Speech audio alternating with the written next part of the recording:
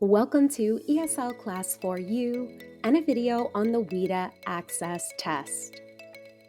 Today we will review who takes the test, learn what the WIDA ACCESS test is, how to properly prepare for the test, what students may need for the test, and how to interpret test results. First, let's talk about who ML and EL students really are. ML stands for multilingual learner. This is a student who is developing proficiency in more than one language. The term multilingual learner is an umbrella term that includes English learners. These are students who are developing proficiency in English. Currently, our federal government uses this term to identify students who qualify for English support services. What is the ACCESS test? The WIDA ACCESS for ELLs stands for Assessing Comprehension and Communication in English State to State for English Learners and Multilingual Learners. It's an annual English language proficiency test that's measuring the academic English skills of students in grades K to 12. Remember, if you're a student, you will not need to complete any trainings, but your ESL or ELD teacher or teachers must prepare to administer this test. They're going to participate in a yearly assessment training. In addition, if a teacher works with kindergarten students, they're going to take an assessment training specifically for kindergartners, and then they're going to get a certificate. What if a student has a cognitive disability? Well, we have a different test for that. This is called the alternate access. It's a large-scale English language proficiency test for students in grades K to 12 with the most significant cognitive disabilities. This is simply one component of WIDA's comprehensive, standards-driven system that supports the teaching and learning of English learners. Additionally, students who take this test will also have a questionnaire. This is called the Individual Characteristics Questionnaire, or ICQ. This will capture the language and communication characteristics of students who take the alternate access. Test administrators will complete the ICQ for each student at the time of testing. Here are some student reminders. You don't need to study for the ACCESS test. It's a way for you to show all the ways you can use English. When your English teacher knows your English level, it will help them know what to teach next. What if I want to prepare? I know many students love to prepare.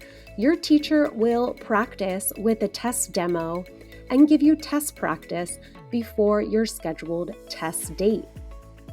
Also, online, you're going to be able to view sample items and test practice items. If you want to practice online, I will include a WIDA ACCESS test practice as well. You can look for videos and materials online that help you improve your English skills in the areas of speaking, listening, reading, and writing. What to do before the test. You do not need to bring anything to your test session, but you will need a good night's rest before the test. You need to eat a healthy, filling breakfast. Don't forget to bring a water bottle to school or to your testing location. Bring a fully charged computer. Make sure your provided headset with microphone fits properly. Who takes the test? The Access is taken annually, that means yearly, by active multilingual learners in kindergarten through 12th grade in WIDA Consortium member states. WIDA provides a flexible suite of tests because they know that no single test is suitable for all students.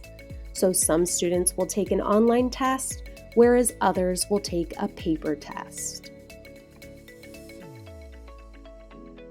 The online test is available for identified multilingual learners, but there's alternate tests available for those students with cognitive disabilities.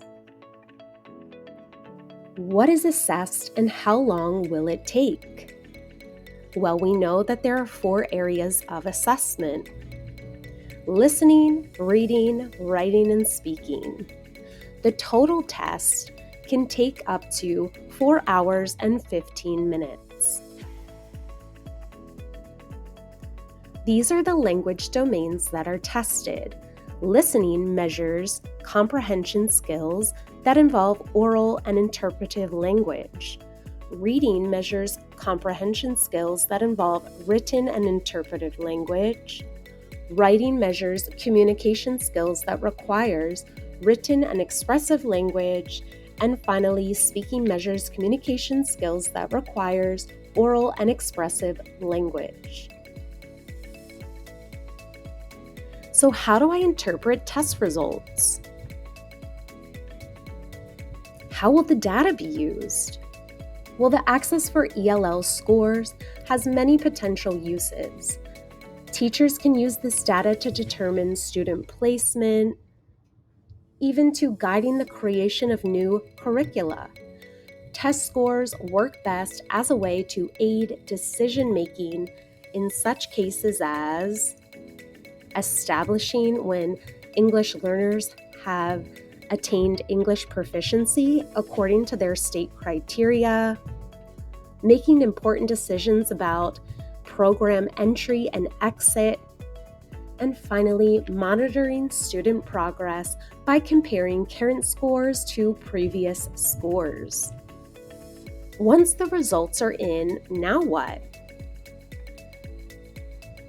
Well, we have something called a student report. In these student reports, you're going to see your proficiency levels that are domain specific. Remember, the domains are listening, speaking, reading, and writing. The proficiency level score should not be compared across grade levels. Composite scores demand careful attention because this summarizes student skills. It's important to know what you or your students can do, and you can find this information on the individual student report. It's also very awesome to look at your overall score because that's going to be the score that your teacher uses. Types of scores. Now I want to talk about a few types of scores: raw scores, scale scores, and proficiency level scores. The raw score is the actual number of items or tasks that you responded correctly to, or your student. Next is the scale scores. These take item difficulty into account.